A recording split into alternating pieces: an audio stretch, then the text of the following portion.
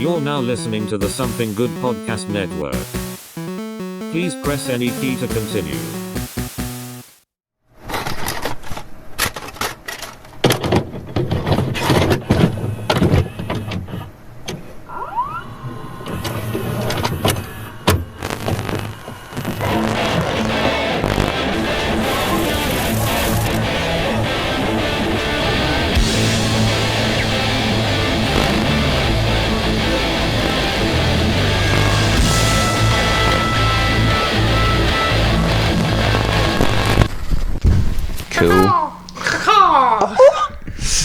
He doesn't even do that in the show. I hate that. He doesn't do a call or anything. Right. You're the Falcon. Do something. Motherfucker. Winter Soldier could have been like, man, it's fucking chilly to kill.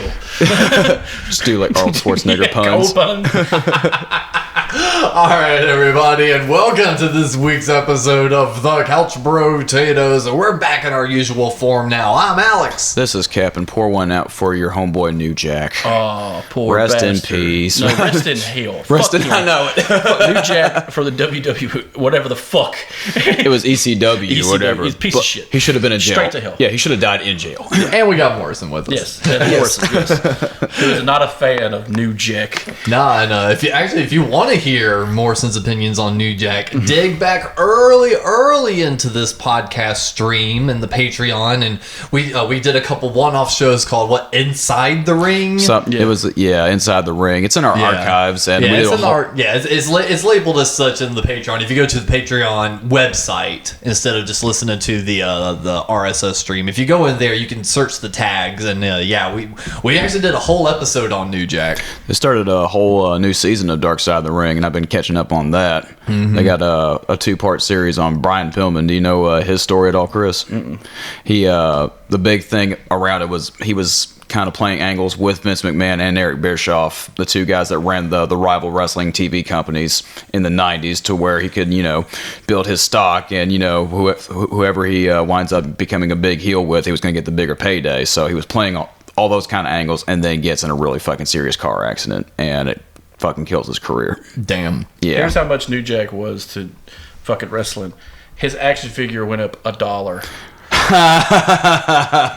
That was his whole thing at the end of the doc too, where he's just like, I got a fucking toy, motherfucking Toys R Us. And look, did you see what it did to his face? What? Look at the face. See it. Kind of of describe. This is an audio medium. So what's up with the face? Yeah, they got the dents in his forehead and all that too. The dent in his forehead. Yeah, it's there. Yeah, in the action figure, but but they drew it too on that fucking thing. That's funny. You have to draw it like. God, it's like as a wrestling fan, I would hope it would have the dent in there, But like, it would just bash his fucking head in constantly. Abdullah the Butcher's is probably the most intense forehead. Yeah, it's like you could like fit a coin in between his scars. There we go. Yeah, it is textured. Yeah, it's awesome. I love it. No, it has to come with an NWA album. I'm pissed. Right. But no, this episode will not be about New Jack. No need to go back through all that again. We are going to be talking about our nerd soap operas. This time, Falcon and the Winter Soldier, the second outing from Disney and their Marvel TV series. Check out the intro music. Thank you for being a friend. Thank you for being a friend. And it just shows all the people they killed. Right. Dun, dun, dun. And of course, we're going to go through this episode by episode, but a good way to go ahead and just kick this off is general thoughts. What were you guys' overall thoughts of the series? It was I liked it. I really did. Yeah, I liked it about as much as Wandavision. Yeah. I think because I was looking for all the small stuff, right? And just going into it, going into the first episode, they brought back GSP, George St. Pierre. Yeah, because he's the only. If you think about it, he's the only bad guy to appear more than once in Marvel properties. Yeah. Well, Crossbones did. Yeah, Crossbones died within like 5 minutes. This guy showed up quite a bit. Yeah. And I loved that because he's such a. First of all, it's George St. Pierre, who's an actual fighter. Yeah, was, and like. He went toe-to-toe with Captain America. Then he went toe-to-toe with Falcon. Went toe-to-toe with Winter Soldier. That's and Zemo. Yeah. Zemo's returned. Yeah. So that'd be another guy. Yeah, but like action-wise, like minor. Like he's such a minor character. Like if you pull up his name on the internet, like I think his name's like Jumper or Leaper or something like that. And he's such a what the fuck character from Hydra, And honestly, for me, I think I enjoyed WandaVision a little more than this one. I still thoroughly enjoyed the show. Don't get me wrong. But for the same reasons you said you enjoyed it, Chris, and I think is the reason I didn't enjoy this one, and we can talk about a little bit later on, but I was looking for details, and I was getting details, and then as episodes went along, I started going, wait. And there's like some production stuff we can talk about too as we start going on in the episodes that was also going to make a little bit more sense. But yeah, to me, this one just, I don't know, it felt like it had a lot more potential and could have been great, but shit happened. I think I see it more as a jumping off point between two movies. Oh yeah, you know the Winter Soldier Endgame jump to Phase 4. Yeah, Phase 4. Now we don't have a Steve Rogers Captain America. 5. I think it's Phase 5 now. Oh fuck. Yeah, whatever. Well, you know what I'm saying? Like it's two characters by themselves who are very iconic, especially the Falcon. But the Winter Soldier, you know, the storyline is pretty cool, just because, you know, the dynamic of changing from bad to good. Yeah. But it's a good jumping off point to set up, you know, what's been going on since Endgame. You know? Yeah. Why, you know, Wanda, you know, she's got her own thing going on, you know, when she lost her fucking shit. And you're trying to move a Captain America narrative forward without Steve Rogers. You still need it. You still need him because you still need that symbol. But that's what all it is now at this point. Yeah. And honestly, and I don't know, I felt like I was going to say something before that, and then as soon as I had my chance to say it, I completely forgot it. Oh, well. It'll come back to you. It certainly will come back to me, and that's a good enough starting point for us. Go ahead and just jump into Episode 1, New World Order. And, yeah, exactly as they were talking about, Sam is not too sure about the shield, decides to turn it in to the government, who immediately flips it around and puts it on display. And I hate that. Yeah, as soon as that happened, I was like, that whole fuck. episode started, I'm just like, no, he gave it to you, dumb fuck. Yeah, he literally gave it to you. Then he turned to gold dust. And like gold dust disappeared into the ether. And you're just like, well, I guess I'll just turn it in. I'm like, fuck you.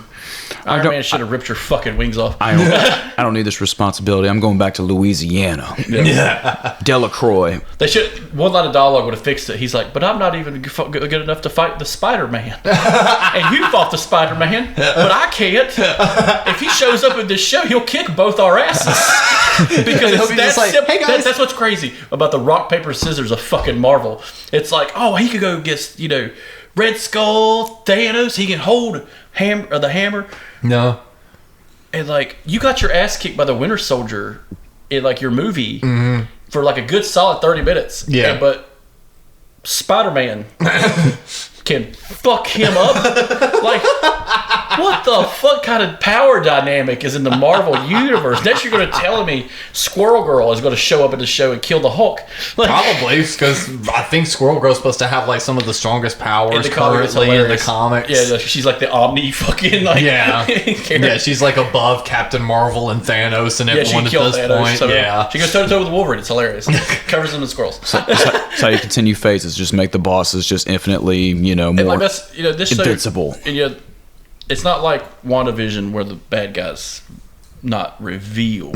We know the bad guy, and like, I accept it as the beginning. I accept it more as like, okay, this is how they're going to introduce the new Captain America, right? And I guess, you know, you can make your main character look like a pussy. I guess I don't like that. You know, yeah, because he's not. He fought constantly ever since he showed up. Yeah, and he's held his own. Same with Winter Soldier. We're talking about Falcon. Yeah. And I just don't see him giving it up. No, and honestly, I mean, they gave him good reasoning later on. They kind of explained his reasoning as episodes went on, but the reasonings within the moment of Episode 1 fell very flat. I didn't. I'm right with y'all now, and that did feel a little odd. And I'm surprised the fucking pep talk from Rhodey still didn't do anything. And that was a pretty cool cameo, just getting Rhodey in there, at least for the like a cameo. Yeah, Don Cheadle was just kind of in and out, wasn't he? Yeah. Well, he's War Machine. He's got broken legs. Yeah. And that's also when the big showdown on the plane happens. With that Falcon. That whole sequence was pretty cool. Oh yeah, I liked it because it felt like it was the first time fight coordinators really thought about the Falcon suit. And how he can really use it in battle, and the way he was like using it to like launch himself, and then use it as a shield. It's like it's some fucking awesome moments in those fights. They really created him a little bit more dynamic because these characters aren't immortal. Yeah, unlike the other ones, who live forever and a day. They're not the Spider-Man. The Spider-Man. The Spider-Man is a villain. It's kind of like any insect-based man is the devil. But I like this. One thing I do like about this show is that it's kind of like how they did the Daredevil, Jessica Jones, Hell's Kitchen, street heroes and things like that. This is kind of like the Marvel version of it. Sure, they can fly and punch holes through walls, but it's still they're I don't want to say B Squad, but below Captain America and all that. We'll get to the villains of this. The villains are the Flag Smashers, which in the original comics was one dude. Yeah. The Flag Smasher, who was just terrible. but I thought that was pretty cool. The way they did it is they made it a group of people instead of just an individual. Assholes. Yeah. At no point, but when they did that, at no point did no one be like, "Hey, you remember that drunk bitch in Hell's Kitchen who can like launch a motherfucker in space, Jessica Jones, or Luke Cage, the bulletproof black guy in Harlem?" Are they part of it too? And I was just like, where's the dynamic of they rounded up these people and just like? Well, to be honest, those Netflix series, until we actually see proof of them wrapping it in, they've stated that all of that is not canon to what happens in the movies because it still works. We'll see Vincent D'Onofrio Kingpin talk to fucking. That's why they were smart when they were making those Netflix shows. They were very careful to not even cross-pollinate or even mention anything from either or. Agents of S.H.I.E.L.D. don't count. Well, no, I'm talking about the Netflix shows mention the events of Avengers. Right. Because the only thing that can go through Luke Cage are bullets made by the Hammer Organization, made from alien tech. By the Chitauri from the first movie. Yeah, but I don't think they weren't so on the nose of like the Avengers fought in New York City against the Chitauri. It was always like incident. It's very subtle. Yeah, exactly. Enough to where they could easily scrub it out. Yeah. But at the same time, if Feige decides, okay, we're going to make it part of the canon now, it's like all of a sudden, okay, incident was the New York They're not going to incident. do what they did with Zack Snyder, where they pretty much just canceled his whole thing. Like, he's done. Like, no more Zack Snyder DC movies. Right. Period. Well, there's even we're supposed to be talking Falcon Winter Soldier, but I'll just quick side comics. Comics. Supposedly, Warner DC is trying to work out a deal with HBO to where since the Flashpoint movie's really going to push the multi-universe thing, and they're even bringing back fucking Michael Keaton Batman and shit like that they're trying to get it to where there's going to be a Snyderverse on HBO, and they're going to continue the Snyderverse over there, and then they're going to continue the current universe with Robert Pattinson and everything else over here, and then with the Flashpoint movie, give it a chance to where everyone can kind of cross-pollinate. That way, everyone is part of the family. Yada yada yada. I just want my standalone Batman Riddler movie. Oh, you want a Batman Riddler movie? Yeah, that's what this new one's supposed to be about, right? Kind of, sort of. Okay. Well, I thought you were just saying. I thought you were like pulling like a personal nerd pull. It's like, I want a Batman Riddler movie. Well, it's also coming from places like, guys, quit trying to build so many goddamn universes. Yeah, I know. The only thing I'm looking forward to about the Robert Pattinson movie is like the Riddler being like that last showdown. Oh, solve this riddle. He just says fuck this and just starts whooping his ass and just like doesn't stop for the stop. Like all the credits are rolling, he's still just like beating the fuck out, like teeth going out. He's getting teeth stuck in his knuckles. There's like orbital bone fracture. You want some answers? It looks like the Hulk like eating a taco, just go. Oh my god. But yeah, the Flag Smashers believing that things were better during the blip, which this is when things kind of started falling apart for me, and I was hoping they were going to kind of explain it better, and they never really did. So basically the thing the Flag Smashers seem to be pissy about, and correct me if I'm wrong, was people came back from the blip and wanted to go back to their regular lives. So the people that replaced the people in the blip were being relocated, and they got pissy because they were being relocated. So it's kind of a thinking man's, I guess, storyline because you Yeah. have to like assume. Think about it. For 5 years, half the people you know are gone. Yeah. Half armies are decimated. No, half cops, half governments. Everyone. Free and clear. Yeah. I can imagine in that world, borders are erased, especially temporarily. And then 5 years later, you're like, hey, I tried to survive in a world where there's half people. That means half hospitals, half security measures. If that says that like. They're trying to be realistic with like the psychological adjustments. Well, yeah, for the first like 6 months, it's gonna be rough. Yeah. Because you're like, oh fuck, I can't go to the hospital because there's nobody really at the hospital. Probably, they're half staffed. Security forces are decimated, like I said. But not really a focused agenda or anything like that. But within that 5 years, you're thinking like, oh fuck, if you're in a shithole, area of the world, you're like, oh man, no one's really stopping me from leaving my poverty. and it's a really young character too, the leader of the Flag Smashers. They imply that they're from somewhere in Eastern Europe. Yeah, which is great because that's where all villains come. Well, they robbed a bank in Switzerland, so yeah. But I could imagine that being just a shock, though. People you knew 5 years ago just come back and now they want all their shit back. Yeah, it's like motherfucker, I worked hard to survive, especially in that part of the world. I'm going to keep it this way, and not only that, now I have abilities to protect myself. And it was just one Flag Smasher in the comics. Yeah, he was a guy, but his agenda was just like fuck Captain America. Oh. Yeah, it was a completely different thing. They rewrote it for this. I'm pretty series. sure he got beat to death. Yeah, that was more or less just another Hitler-esque anti-American. He was anti-union. Copy paste, fucking superhero narrative. Yeah, he was anti like countries coming together. Gotcha. Yeah, he wanted to get rid of countries, but make an open border constant. Gotcha. But we talk about how the Flag Smashers were kind of like we don't know how they are, how we feel about them as villains. But the guy that plays the new Captain America, John Walker. That's Kevin. That's Wyatt. It's not. Is it Wyatt? Is that his name? Yeah, Wyatt Russell. Kurt Russell's kid. Yeah. And he was an Overlord. Remember the movie Overlord? I never saw Overlord. You remember that with the zombie Nazis and stuff? I remember it, but I never saw it. He was badass in that movie. No, but he plays a pretty good John Walker, and we'll get into everything that character does. because he kind of just shows up at the very end. But Exactly. the last little narrative point in episode 1 that I want to bring up, and the reason I want to bring up is because it immediately hooked me and drew me in with the show, and it gave me the same fucking thing it did with WandaVision, which was as soon as like episode 2 wrapped up on WandaVision, and I really started kind of getting a feel for, oh, this is going to be a mental trauma show. Oh boy, they're going to fuck me up by the end of this show. Same thing happened here with Bucky's side plot. They showed him a flashback of him still being a mercenary and shooting this kid, and then flips back to current day, and he's hanging out with this old man at the bar, and you come to find out that the reason he's hanging out with the old man is because that is the father of the son that he killed years ago.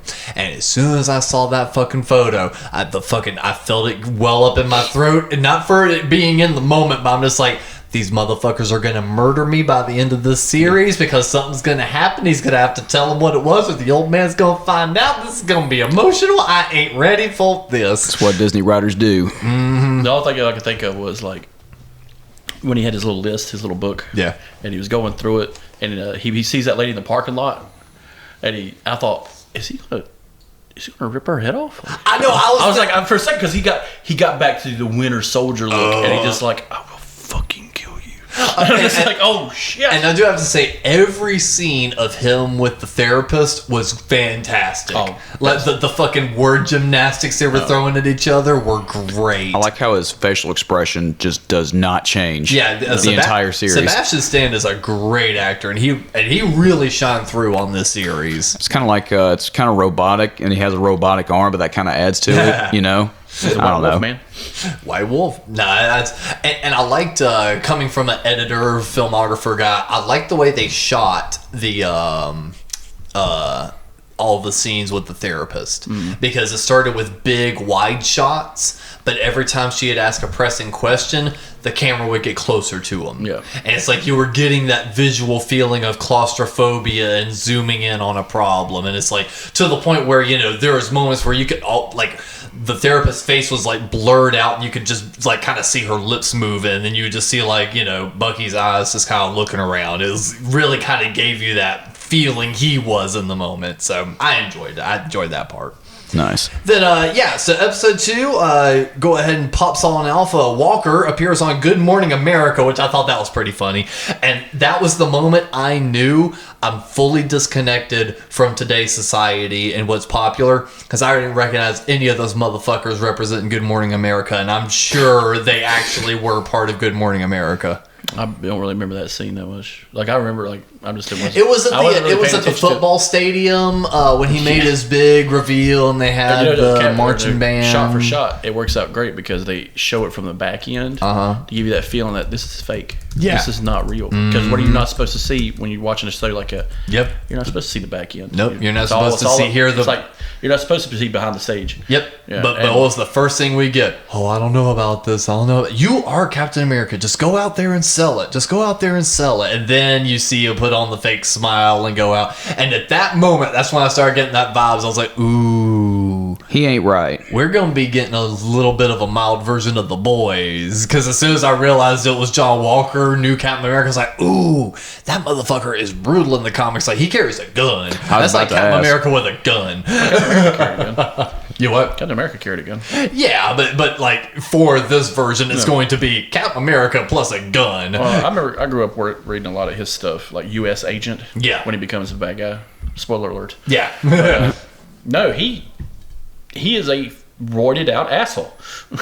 It's like they want a new Captain America, but in order to tell a different story, they want an American. Yeah, they want their version of America. Kind of playing, sort of playing with current cultures and things like that. Instead of like making a new shield or something like that, and they gave him the old one. I was like, man, that's a fucking slap in the face to old Falcon. Right. And then speaking of, that's why I didn't like it. And then speaking of Falcon, basically immediately after Bucky gets back in contact with Falcon, and he's just like, bro, why the fuck you give up that shield? You're a dick. Yeah. And even he starts giving him shit because he's just like, look, I had a relationship with Cap. He's like, he gave that to you. He saw something in you, motherfucker. It's just like, fuck off. And then, eventually accompanies them down to Munich, in which they meet up with the Flag Smashers and their leader, Carly Montague. Yeah. Because they're stealing a shipment of medicine. Yeah. And this is the moment in which I want to point out writing flaws. What was that medicine for? It's the super serum, right? No, it was medicine for like. All right, so we'll get to that episode, but like all these little hangouts they go to. Mm-hmm. You got to remember, to them, they're not terrorists. They're freedom fighters. So they're going to do what freedom fighters do. They're going to steal money and medicine. Right. Give it to the people that are being displaced. Right. But that's why they're loved. But they were saying they were like vaccines and stuff like that. What are they curing? What are they fixing? Well, it could be a vaccine for anything that, we have the flu vaccine here, but it could be a flu vaccine that, that other parts of the world don't get, Right. But do they go back to that plot at all? Well, do they ever talk about needing medicine or a remedy for anything again? No, because it's a commodity. They treat it like a commodity. Well, so I understand where you're getting at. I have like info here. I'm just trying to reveal it. I'm just trying to lead it in where that was an abandoned plot point. So they actually were trying to wrap a virus narrative in with this show. And part of the Flag Smashers deal was they were trying to take some of the medications in order to help their own kind, because people coming back from the blip were getting priority treatment. Yeah. And that was part of the reason they also had a hatred and distaste for the borders and everything else, because all of a sudden the borders are coming back up. People are getting sick, and they're not distributing the wealth well enough. So that's when they started napping. But that kind of makes them right. Yeah, it makes them sympathetic. Exactly. It makes it for a better narrative. All of this was shot before COVID. Yeah. So they had to retool episodes and they had to cut out entire plot points.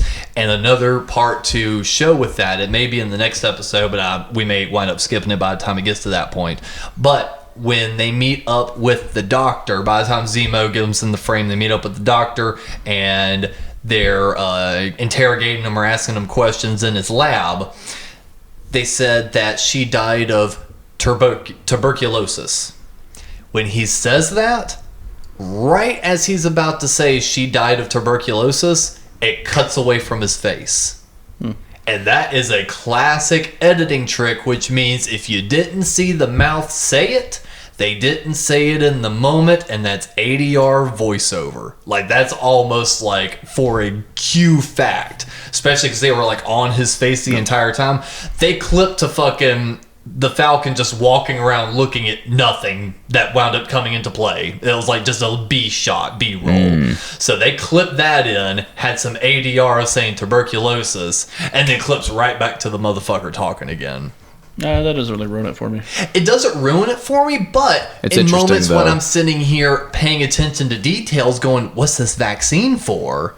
And then we don't even revisit it later, those are the moments where it almost feels like I'm like, why am I even paying attention to the detail? The vaccine doesn't even show up at all again. Fuck. It's just, I understand from the producer standpoint, you gotta be timely with something like that. Yeah. Like, especially at the fucking end of this show. Yeah. But, other than that, it's simple, hey, the bad guys are taking stuff that's not theirs. Yeah, and I understand why they kept that part in. And it was a good and that was also a very good establishing fight because John Walker and his buddy show up trying to help out. And they're terrible. Not only are they terrible, but he's really trying to pretend like he's Captain America and like talking to Bucky and Falcon like they're already teammates and they've gone through this fucking before. buddy friend. Yeah, exactly. They're like, fuck you.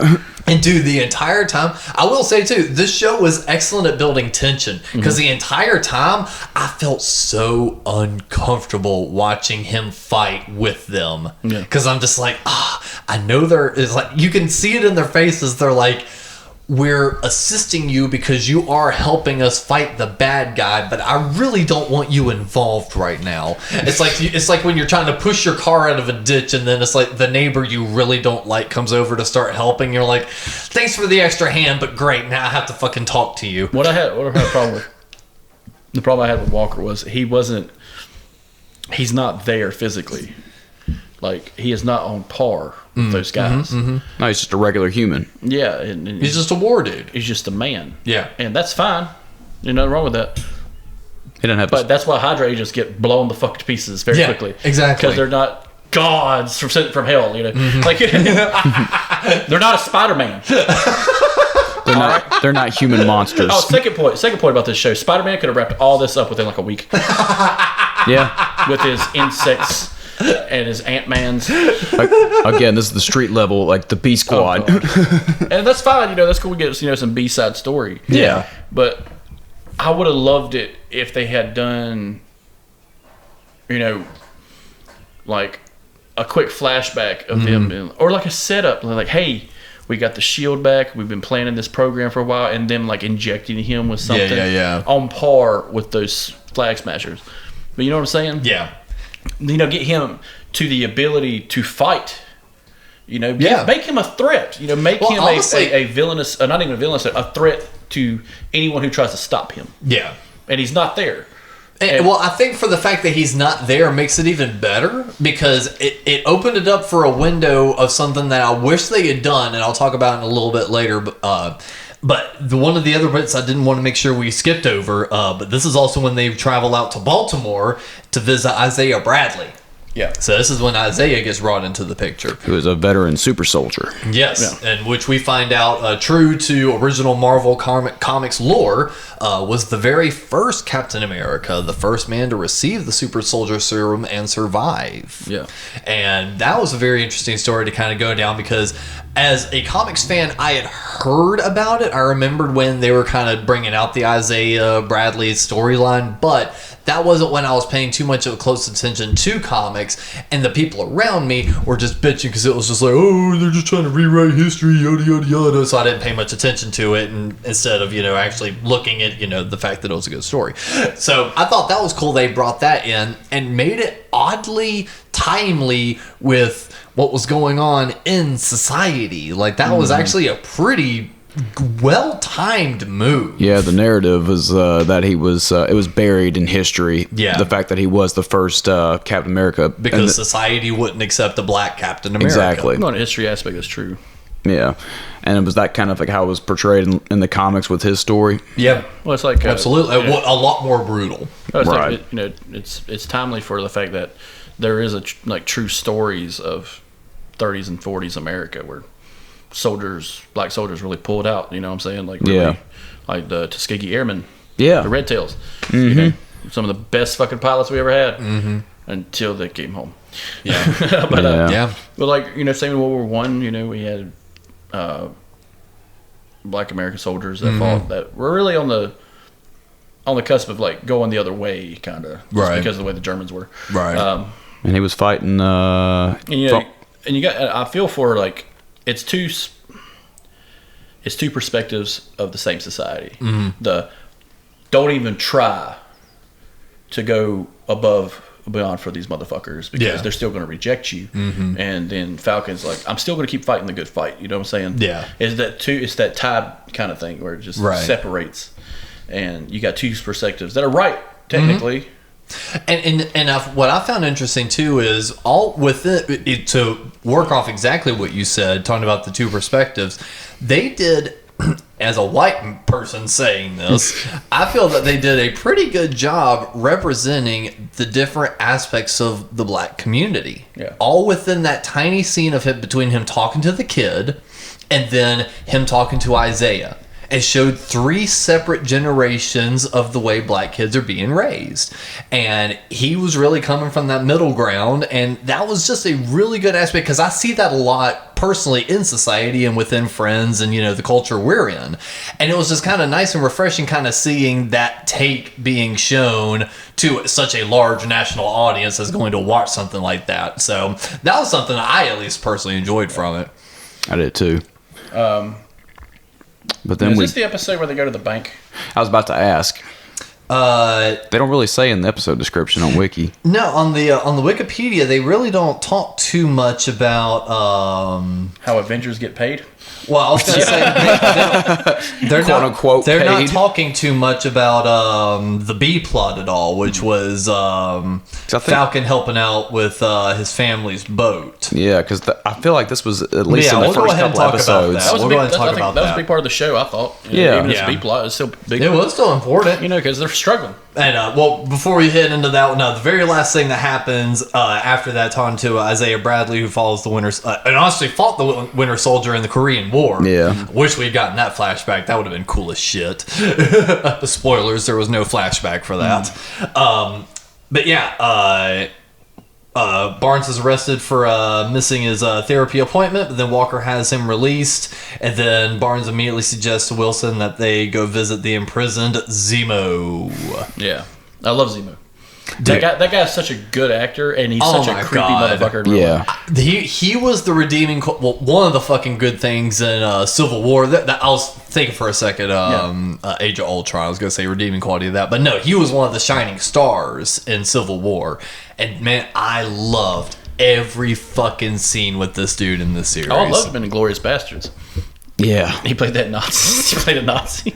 God, yeah, I know. He's kind of typecast, isn't he? Yeah, but German. Yeah. Creepy German guy. But they go and see him and get him out of jail because he knows a lot of answers to about what the Flag Smashers are all about. They're trying to get a hold of the power broker. That's right. Which rolls into episode 3, which we'll go ahead and pause there. We'll talk about that bit you were talking on, Chris, so we don't miss over it. Right. How Avengers get paid. They don't. No. They don't. They live like socialists in a facility. It's a lot of quote-unquote goodwill. Yeah. They get paid in Apparently, goodwill. Tony Stark doesn't have enough goodwill to go around. Apparently, Jon Favreau dropped the ball on setting up pitching plans for the Avengers, which you would think Tony Stark you know, being Tony fucking Stark would have been like, oh, dude, you guys are all employees of me. Just, That's what I was quick thinking. little write-off, like Tony Stark. And Don Cheadle been like showing up like, oh, no, there was a mix-up, blah, blah, blah. The Falcon, you can't really print on a check, so I got to write it on your real name. Okay, it's fine. No, man, they're all like independent contractors like WWE or some shit. God, you got to fight 365 days. Go and fight a battle in space. But you know what? You don't get insurance. Yeah. That's out on your ass. Honestly, though, Spider-Man gets paid less because he's a teenager. Yes. honestly, You're it new. feels like within the Justice League, like and fucking Avengers, that like either like Batman or Nick Fury / Tony Stark would be like footing some of that. Yeah, that's the first time we ever like talk about, you know, superhero groups in movies or TV shows or cartoons, you know, where there's, you know, a pay structure or that's even mentioned. You don't hear that a lot. If you think about it, the Falcon is in one of the most unique positions out of every Avenger you can think of, right? Mm. Think about it. Where does Captain America live? New York. Yeah. He lives on a SHIELD facility. Yeah. He doesn't need to go out. His family's dead. Bucky lives in Africa. You don't need to go out. Yeah. He's a white wolf of fucking Wakanda. I was going to say, Wakanda had his ass taken care of. Fucking free medicine, got that prosthetic. You know what I'm saying? Say with Black Widow and Hawkeye, they're fucking government agents. They're spies. Yeah. The Hulk, he travels from place to place like a nomad. And guess where? You know where he gets his stuff? He steals shit. But then you got Wanda. Wanda is a Eastern European immigrant who lives on a SHIELD facility and then dips and magically creates her own stuff. She wants an orange, it will appear in her hand. All right, you know what I'm saying? Well, it's magic socialism. That happened later, but she even talked about it in that series being like an immigrant and not knowing what was going on and actually not liking being at the SHIELD base because she felt like a prisoner. And then- Tony yeah, was basically keeping her there. And then Ant-Man has to go and rob places to get his nut. The only thing, Falcon is the only straight-laced motherfucker who has a family who needs money. Peter Parker? Peter Parker can kill people with his fucking bare hands. But he doesn't. And you can say that about any superhero. Daily Bugle. The Falcon, if he kills people, you're going to notice that. The giant man with bird wings killing people. Spider-Man. What could you dead in the face? No, because Mary Jane, hey, did you? I just ripped that man's skin off because I can. No, because the fucking Falcon would send down Red Wing.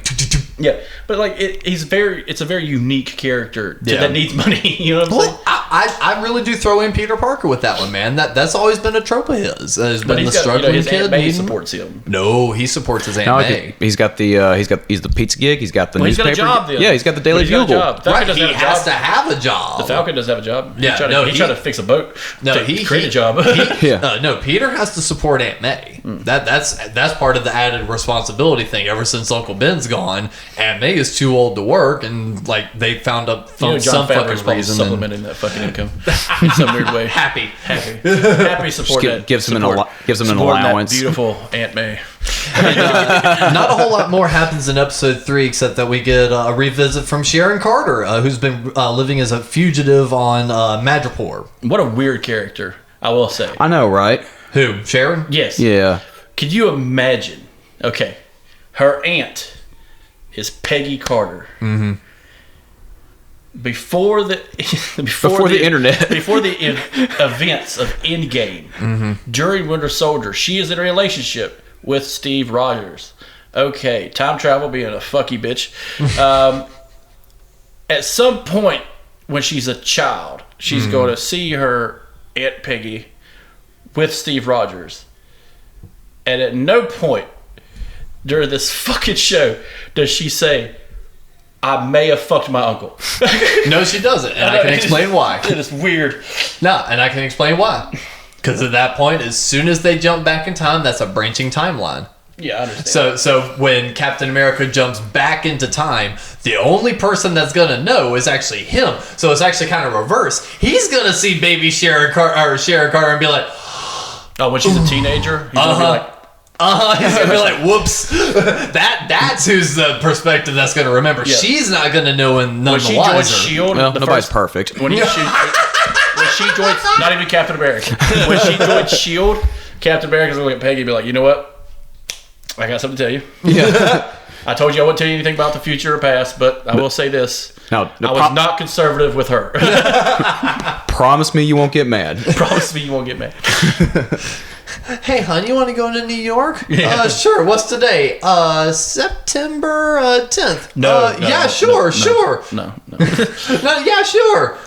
No, wait, sorry. Today's the 11th. No. Yeah. I changed my mind. I could just see him being an asshole like during like events in history, being like, we're fine. That's gonna happen. It's like end of the world type like 80s shit. So Yeah. it's like y'all got this. That's fucking stupid. And and then the only other thing that really happens at that point is Carter stays behind and Wilson promises to get her pardoned. The Flag Smashers raid and bomb the Global Respiration Council, the GRC camp. That's why that was the other thing. That one guy was just like, you just fucking blew up that building. She's like, I fucking had to do what I had to do, bitch. Yeah. Get some nuts on you, motherfucker. She's gone the extra mile because why? She's immortal. Yeah. She's just a mortal person. She has to do some nasty shit. And during some of all this time, because bounty hunters attack, and then Zemo goes and fucks off and goes into hiding again. Oh, the bounty hunters from Wakanda? Yeah. I love that. Well, I was going to say, Barnes goes searching for him while just goes looking for him. And at that point, the fucking Wakanda girl, she's like, give me Zemo. Yeah, we really want Where that the guy. fuck is he? Yeah, and then click. That's the end of episode 3. Yeah, so then we roll into episode 4, and we say they start talking about the Wakandas want Zemo for killing T'Chaka. I will say this: the fight scene is very well done, and this is why I think Walker really fits in because he comes at it like a fucking moron. Oh, we're not there yet. That's in a few episodes, so we'll get there. But the Wakandas are assholes for like a solid 5 minutes in this shit. No, we only get to see one of the Wakandans right now. Is when she's talking to Barnes on the street, and it's very clever the way they do it. Oh, absolutely. Because you got to remember, he's a killer. Mm-hmm. He's a hitman, and it's like he's always on watch. You got to think about that. How fucked up that has to be for a person. He's always, looking, and he finds that tiny little fucking pebble, that little gem thing. And now he's ready. He's like, oh god damn it! Now I gotta go. But he's always like in action mode. Yeah, and that would be terrifying.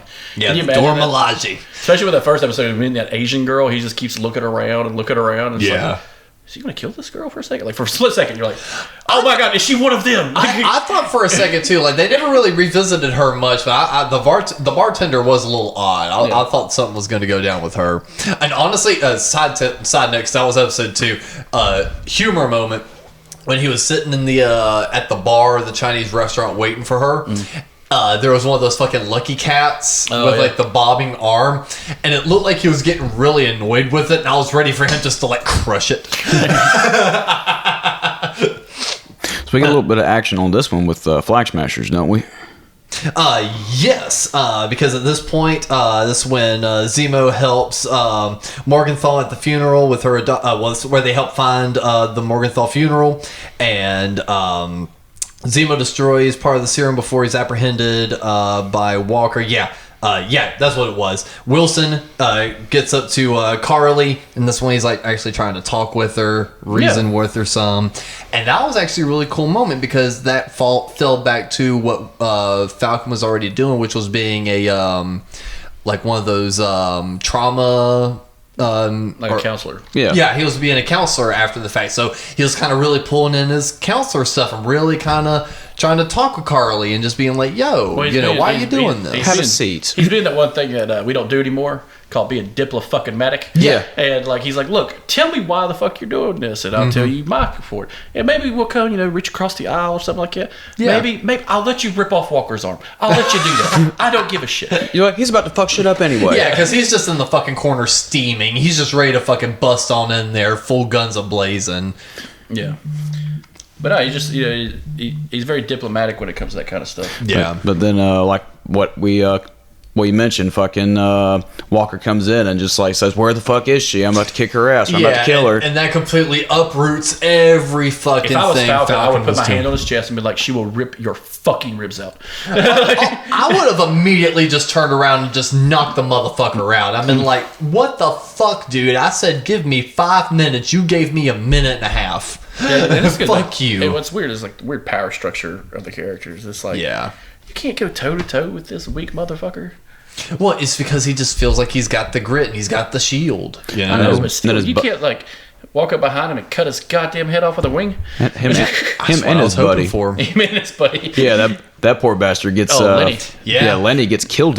Yeah, he gets shortly after because his buddy goes running on in, and it was a kind of a confusing scene where it looked like Carly shot him, but it was something like one of the other. No, he thought it was the other guy, but it was actually Carly that shot him. That's what it was. This happens after the whole Wakandans show up. Because Zemo's gone. No, this is when Zemo disappears. Yeah, all this is kind of like happening simultaneously. So this, when Walker comes in tow with the Wakandans, he's already taken the serum, and that's what this scene is. Yeah. So so at that point, they wind up running up on these people, and fucking Zemo finds that shit. Winds up smashing the fuck out all of it, but misses one vial. One vial slips right under the thing, and by this point, Walker is just fucking grieving because the old boy shot. He's like, my buddy. Which, come to find out, he was actually one of his actual assistants and sidekicks in the comic book. Yeah. Okay. No, one of not Flag Smashers, U.S. agents sidekicks in the actual show. But either way, so right at that point, he sees that fucking vial. And he picks it up. And I was expecting him to take it right then and there. And I was kind of disappointed he didn't. But instead, he just kind of tucks it away. Kind of pockets it. Yeah. And, so at that point, he winds up running after that dude. And probably after the freakiest moment in this entire series. After the dude that killed Lenny. Yeah, run after the dude that killed Lenny. What a weird name for a guy, too. Lenny.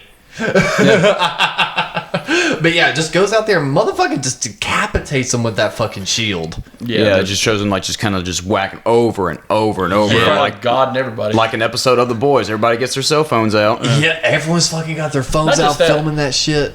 What bothered me was I won't say bothered, but it's kind of like, God damn moment is the blood on the shield. Yes. It's just spewed all over. Yes. And granted, there should be a lot of blood on that shield because of physics. Yeah. And the things Captain America's done with it.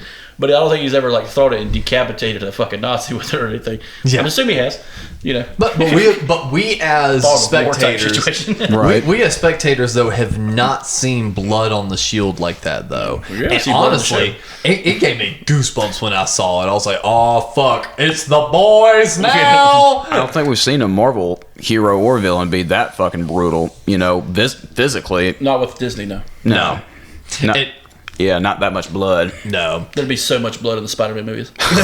And the Dora Milaje with fucking Zemo, that was fucking cool too. And I love the bit where they're fucking going at him and just fucking tap a couple things on his fucking shoulder and his arm just falls the fuck off. What the fuck, you cheating bitch? Yeah.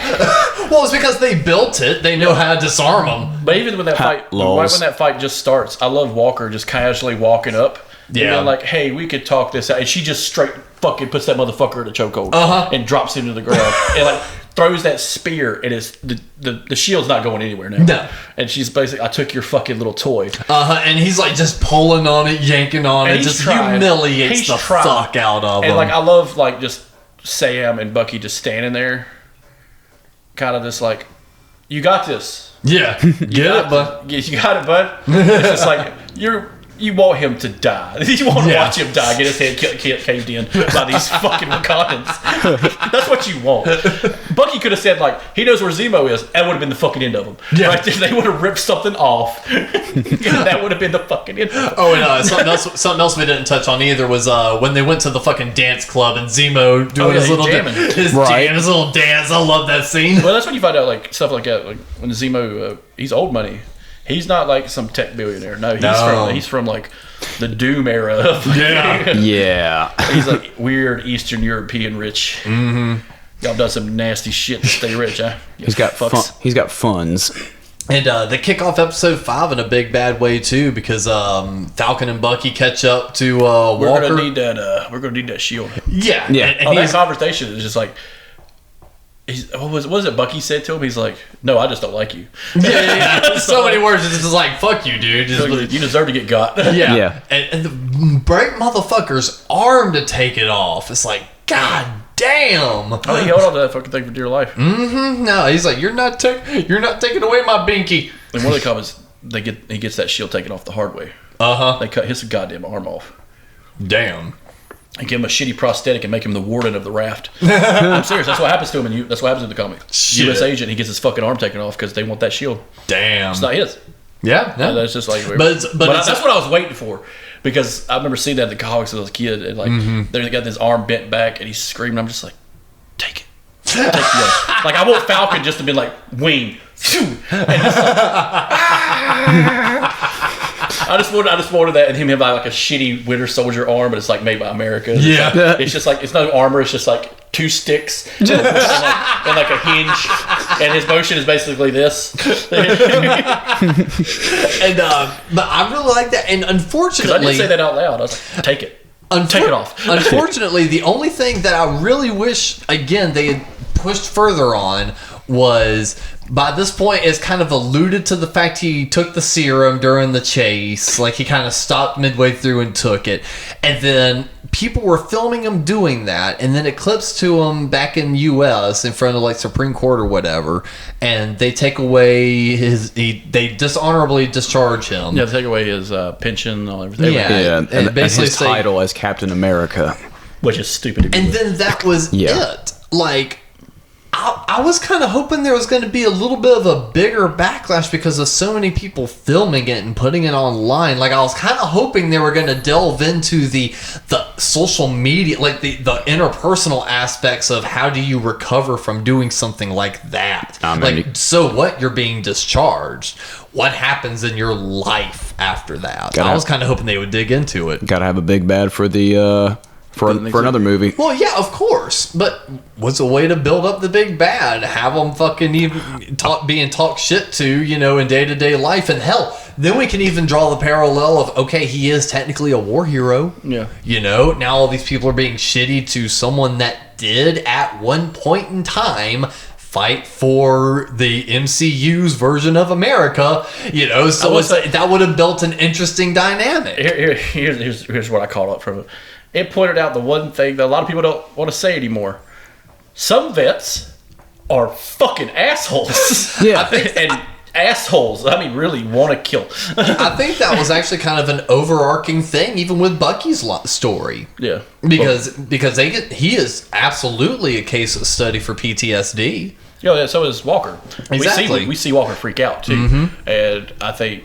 And I wish they had done more with it, which is what I was leading up to. I wish we had seen Walker do more freak out moments. No, instead we get Julia Louis-Dreyfus put some papers in front of him. Yeah. She's Queen Hydra. She's Queen Hydra. Yeah. Fucking Elaine Bennis. All right. and the interesting thing about that is, while hearing people talk about the deleted aspects and storylines from this, if we look back in time, Black Widow was supposed to come out before this. Yeah. She makes an appearance in Black Widow where she's fully introduced. So her showing up in Falcon and Winter Soldier was supposed to be there she is from Black Widow. Yeah. Oh, okay. Well, that kind of thing. Bitch when there's a pandemic. Yeah. Right. Yeah, because we were supposed to get, Black Widow last year or something like that? Yeah. Yeah, so seeing her show up in this one and not really introduce herself was supposed to be kind of null and void. Like her just saying her name, we as the Marvel audience were supposed to know who she was already because of Black Widow. Is she supposed to be like the arch nemesis of, like, say, a Nick Fury too, like the leader of the bad guys? Yeah, we're kind of jumping toward the end, but I really feel like it's going to be her and Thunderbolt Ross Okay. kind of kicking off and being like the main villains of the next phase. And I really feel like they're gonna build up the Thunderbolts. Yeah. I think that's gonna be kind of like the anti-Avengers is gonna be the Suicide next Squad of Marvel. Yeah, Right. I think that's what they're gonna build up to is the next It's really kind of hard bad. to make that when you kill all your fucking villains. Well, but they haven't been right now, and that's very important to think about because how many Spider-Man villains are dead? Michael Keaton's still alive. Scorpion's still alive. Shocker's still... No. One of the Shockers. Bokeem Woodbine's still And we alive. also, we also You got don't kill Bokeem Woodbine. and we also got parallel universes. Fucking Loki's coming back. Yeah. So there's plenty of villains, even in WandaVision. Agatha, Yeah, she's not dead. No. And there's plenty that can be done with all of those. So I feel like they're kind of building up a super team right now. And hell, just even John Walker and Baron Zemo on Yeah. a team, just that alone is going to be something worth watching. I would like to see how Zemo gets out of it. Yeah, Out of I would Wakanda. too. I would too. And and this is the first time that we actually get a mid-credit scene on episode 5, and it's the one where it's kind of like a fucked up version of the first Iron Man movie. Because if you think about it, it's a really like dark mirror image. Because Tony Stark had a bum arm. Fucking John Walker's got a bum arm, and they did a lot of shot for shot kind of vibes of him hammering out that fucking redneck shield he's building in his garage out of fucking styrofoam and his trash can lid. Yeah. But it was very much like a dark mirror image of the Tony Stark building this out of scraps in a cave. He's just building this out of scraps in his fucking garage. I was hoping the whole time, like, a bullet go through that motherfucker. and I just was kill too. him. I was I hope hoping that one of like, these guys just take their arm and go through that fucking shield and just choke him to death. dude, I was hoping fucking Bucky was gonna wind up just using that metal arm and just going thunk and just going straight fucking through and knocking his ass on his head. And then after that we had episode 6, which is the final episode, One World, One People. I love Walker for this one moment because he calls her out. And I'm just like, you ballsy son of a bitch. How was her name said? How did you say her name? Carly Morgenthau. Because he says, Morgenthau, he yells at Yeah, and I'm just Morgenthau. I'm just like, you stupid man. Get over here. It's like saying, like, yelling at a raptor. She's going to come at you so goddamn fast. And this is after And I like do love their plan. It's very elaborate. I was going to say this is after like the Flag Smashers get a huge plan together and it's very elaborate. try to do like a big attack. Yeah, to kind of wrap up a little bit more of the end of episode 5. Yeah, Bucky hands off a new suit to Falcon because he showed back out because Falcon also had the I mirror. thought he got that from Wakanda. Well, yeah, Bucky gave it to Falcon because he got it from the Wakandans because he handed over Zemo. That's what it was, and as a return, he was like, "Hey, I'm just the delivery man," that kind of thing, and. That by this point in the B line, Falcon has already kind of understood and realized his position, talked to Isaiah again, this, that, and the other, was training with the Shield with Bucky. He basically did a agree to disagree with Isaiah. He's Yeah. like, I'm still going to keep going. Yeah. Just I feel bad for you. Kind of like I'm going to prove the old generation wrong kind of thing, being like I'm going to show that y'all's fight weren't for nothing. Yeah. You may have lost the hope. You may feel like it's a dead end in the end of your rope, but I'm going to show that your fight was worth it in the end. And then we see him come out in a brand new suit. Yeah. Well, real quick before that part though. So when Falcon finally got all his shit together, mirror image of it, getting the boat fixed up and the family stuff back together. I really liked the back and forth that Falcon and Bucky were having because Bucky kept looking at Falcon's sister and like giving her eyes and stuff, and Falcon's like, Oh, he's "All playing right," with the kids he's and like, shit, like lifting it with his he's like, arm. "Yeah, you're welcome to stay here, this, that, and the other. But you keep flirting with my sister, I will drown your ass in this water." And You are not going to be in his family. But I was even waiting for like Bucky to pop back and stuff. So, what are you gonna do? Yeah, so I thought that was pretty. At some point, he could have been a fucked up joke, like, I lived in Wakanda for like a year and a half. So Right. So I'm down, bro. And then he just puts on some headphones. It's the Rolling Stones Brown Sugar. Yes. But yeah, so Oh man, wouldn't it be fucked up if like Falcon's sister was on his list? He's like talking to him, yeah, and just crosses her name out. He's like, done. But I really like I like those banters. I like the kind of the compilation montage they had of the family the and sticks everything. and everything. Yeah, I dug that. It was the only time I ever got a Transformers moment, and I'm coining the Transformers moment, which is a blatant show of product placement. Yeah. That was the only time I felt it, because there was an egregious scene of Bucky cracking open some beer, label facing out, taking a huge swig, resting it on his chin, and then, resting it on his knee, and then going, and looking around some, and then it clipped into another scene, and I'm just like, What was the beer? like Corona or something, or like Bud Light. My favorite's still like Spider-Man. That's my favorite product placement scene. Dr. Pepper. Oh yeah, from the first movie. Yeah. The Tobey Maguire one.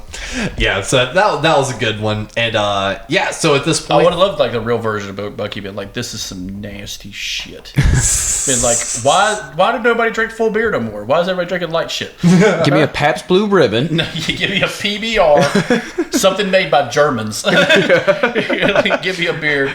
Why does this Coke taste like shit? Takes me back to 45. It takes me back to 45. and the Flag Smashers are basically zoning in on the fucking government building, whatever it is, for the GRC. The lights go down, everything goes red, because of course big bad movie villains are coming in. So of course we have the stock red lights. Every building has red lights pre-installed just in case something bad happens. That way they can cut all the lights and then turn on the red lights, just to give a little bit of extra fear to everyone. It's more evil looking. Exactly. So that's basically where 5 leaves off, and then 6 busts in with Falcon wearing his new Captain America uniform, which is the one from the new comics. And it looks like, I was going to say, like, 1 for 1, great. I think Cap was saying you didn't. I liked it. Oh, okay. Someone was saying they didn't like it recently. Probably Tyler. Nah, it may have been Tyler. DJ. It's fucking stupid. Yeah, and he flies in to help stop the Flag Smashers, and they had a pretty cool little fight scene when Walker shows up. Carly's out there, and they're all just kind of fighting in the street. Yeah. And honestly, I wanted to see if they were going to like basically fuck up a shield beyond belief. Although I have to want to go back and watch it again. It feels like his shield got fucked up and then miraculously was okay again a few scenes later. Again, this was all during COVID. Well, I don't care. That's not even a COVID thing. That's just a editing mistake. Oh yeah, well. Oh yeah, well, that show. I remember when the shield hits the ground. It's just a piece of bent ass aluminum. Thank you. Yes, Okay. and it felt like by the end of the fight, it was okay. Maybe he banged it out a little bit. Whacked his head on it a few good times. It's just the Fonzie fucking move. Damn, not crazy. This is for America. I do love the fact that when Julie Louis-Dreyfus shows up and she's giving that little pep talk before. Oh, at the very end of the episode? No, before all this, she's like, "Hey, I got a job for you." Oh, yeah. And it's just like, who the fuck are you psycho bitch? Yeah, well, that's what I was explaining earlier. If everything had come out in the order it was supposed to, we would have seen her already. But yeah, his face is just like, the fuck? This has nothing on it. Yeah. Why did you hand me a piece of paper? And this is actually when a big reveal comes out, which I felt like was going to happen, but so many people were in denial, I started second guessing it. This is when we find out that Sharon Carter is the power broker. Yeah. So how does everyone feel about that? I see her more as not a villain, but as someone that has to do what they have to do. Because they chose, I'm not going to say the wrong side, right, but the losing side during the Civil War. Right. Yeah. They chose, she helped break down Hydra, but she's also the one who brought Ant-Man to Captain America for the Civil War. She's going like outside the lines to get shit done. Yeah, you know? and it's sure. Why? To me, it's like sure. Why not? We'll see how it goes. I don't have a problem with her being a villain.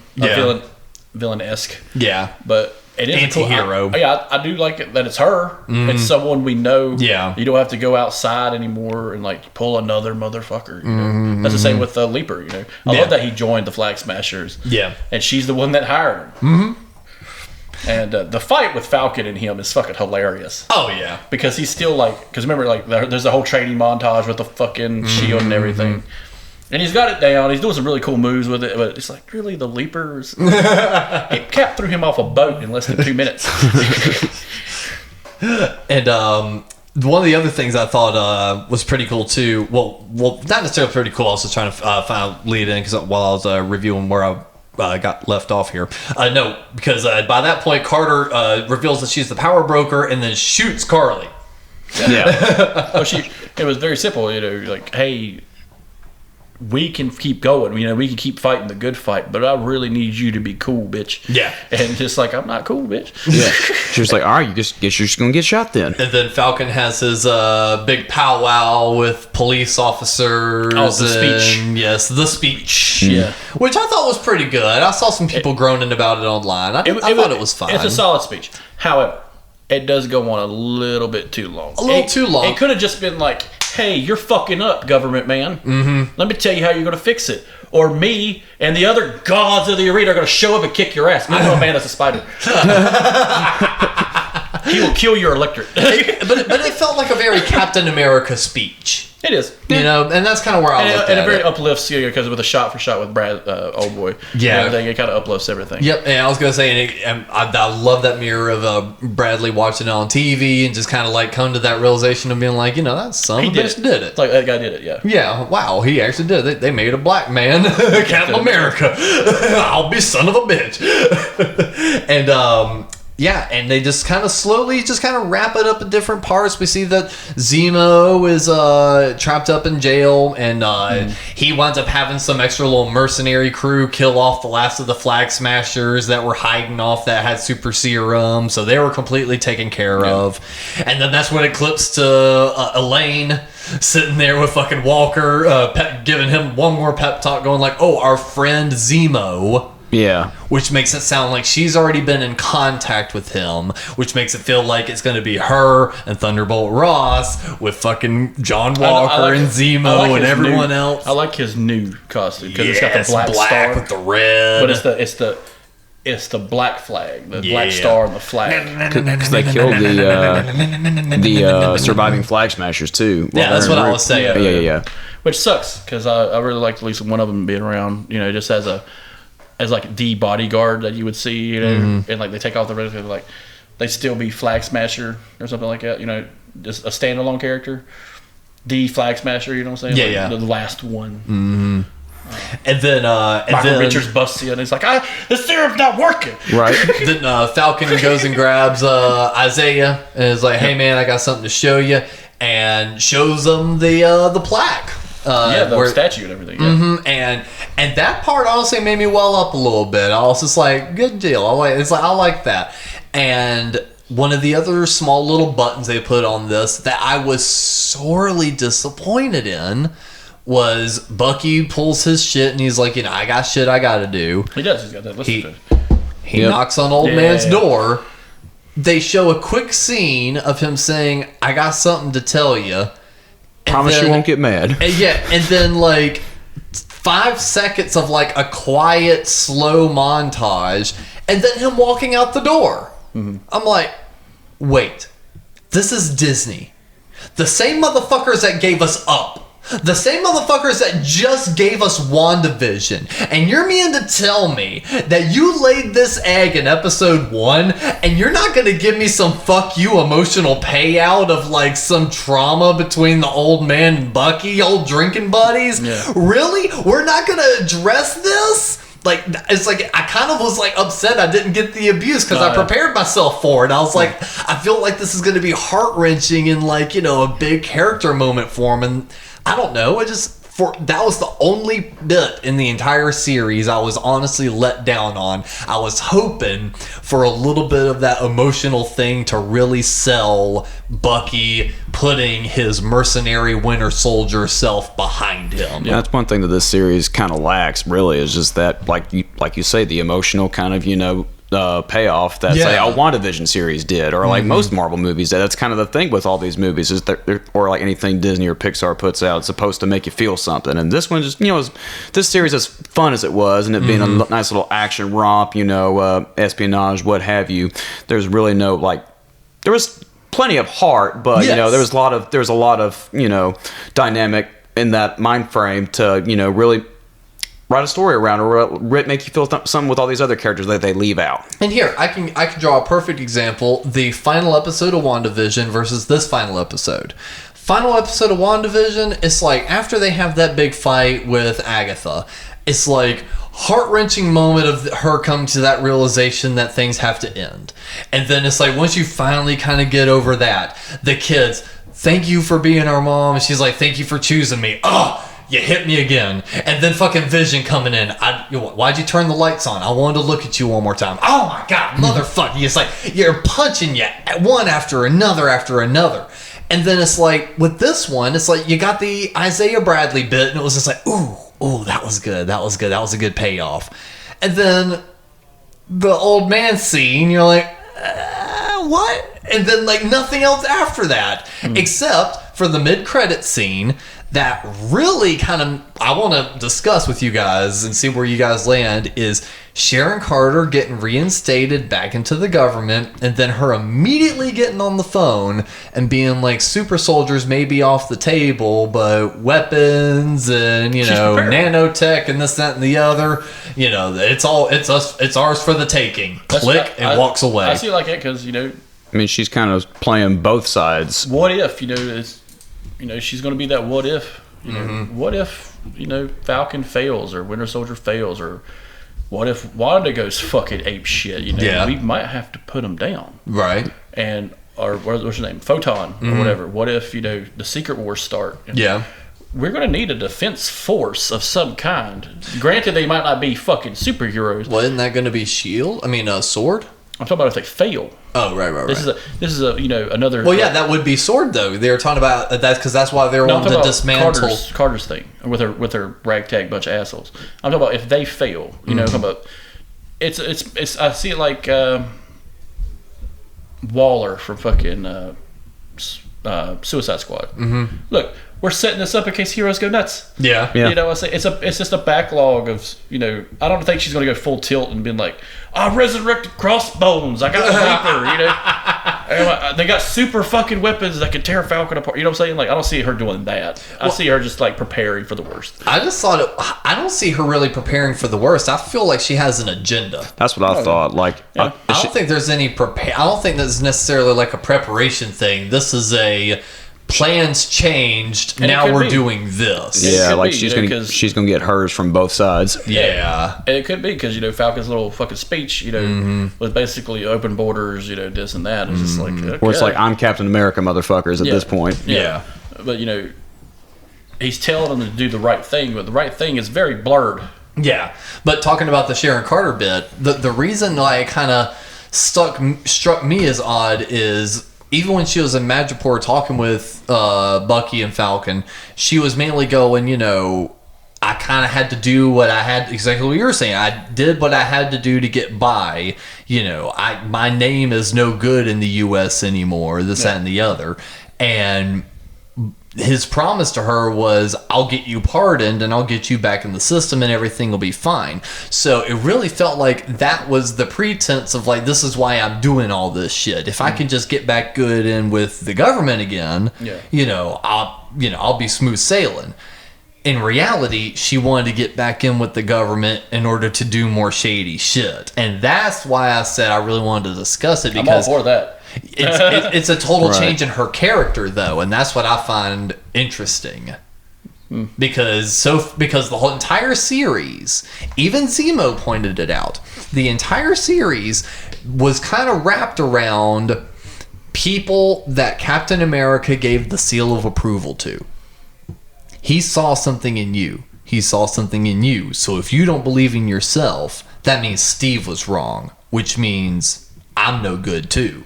So there was like this big hook of like, Steve is the anchor, and every person he gave the stamp of approval on really needs to, show up because he didn't do that much. Well, he kind of did that to Sharon Carter too, and now she's like going like a full 180. Yeah. And I just kind of find that be an interesting dynamic, that she still seems to be playing nice with who we perceive as the good guys, the Avengers team of family, but yet she is using them to get back into power and to do shady shit. I don't know. I can see it as like a disgruntled employee. It could go either way.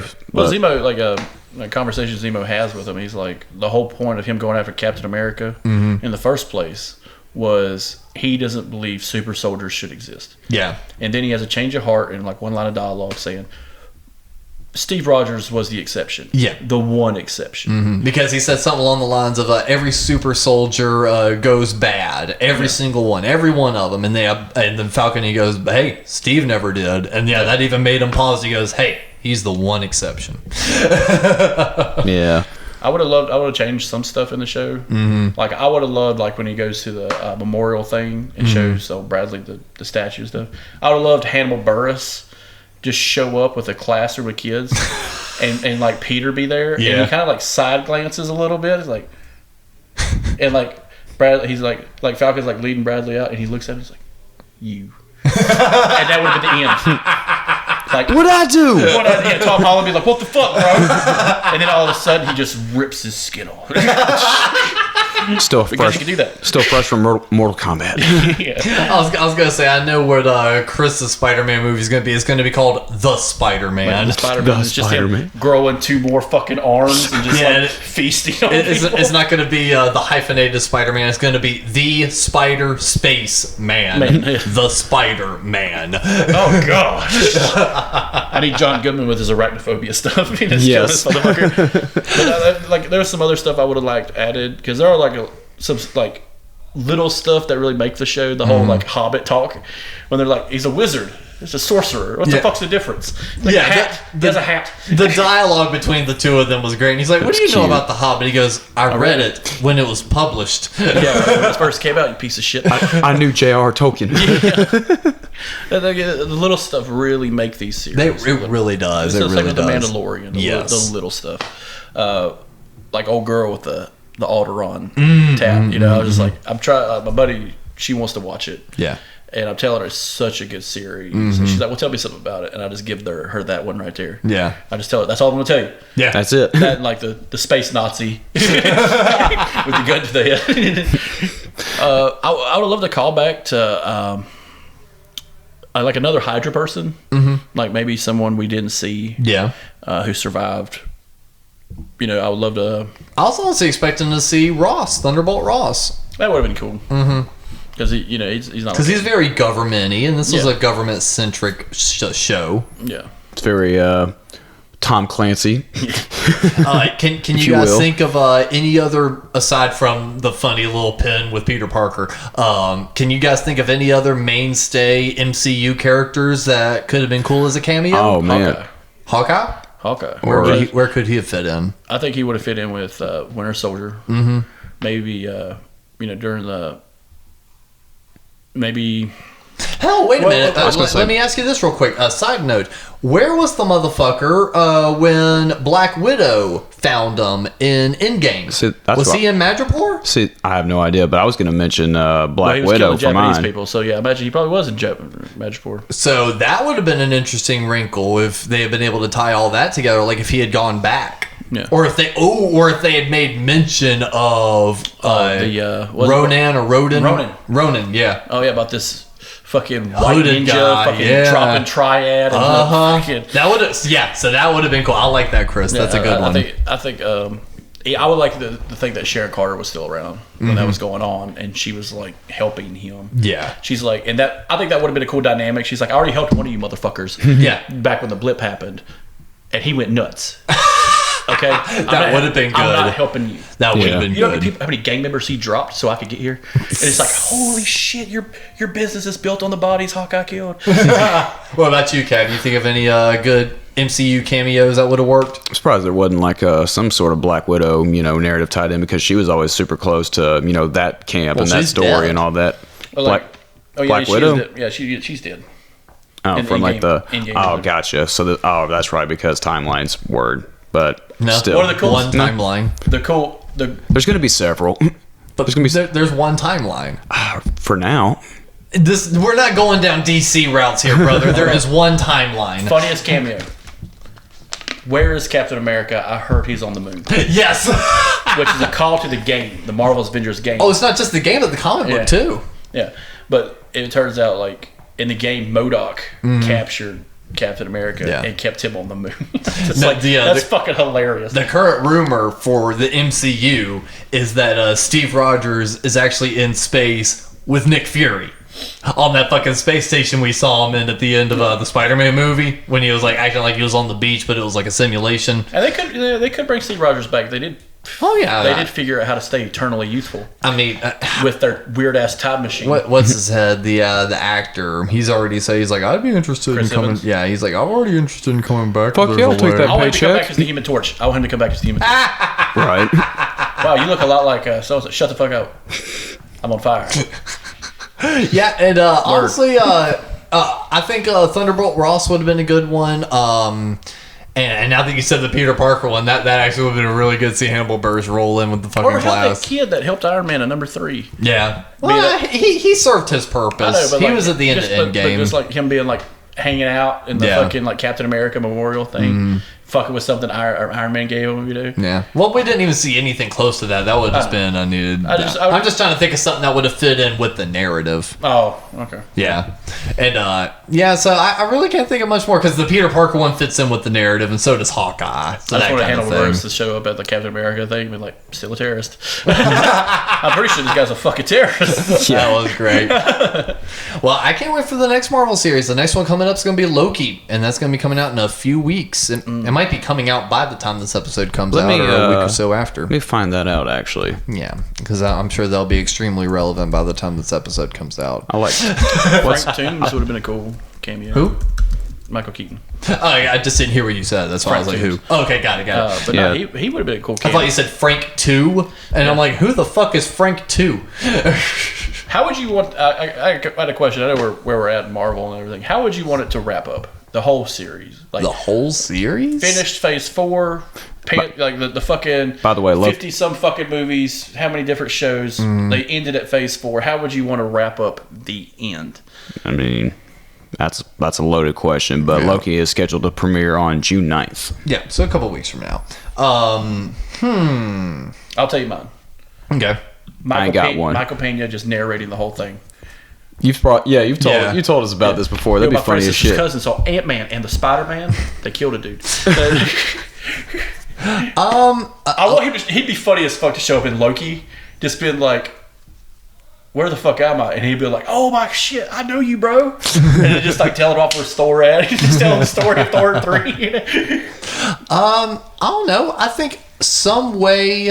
I don't know. That's difficult because... Because we don't know where it's going. Well, yeah, we don't know where it's going, and technically, Endgame would have been a great way to wrap it up entirely. Like that was a good button because it started with Iron Man, ended with Iron Man. So that was kind of my thought. And then it was, okay, well, maybe give us a really big send-off with Captain America. Well, fuck, we also got that too.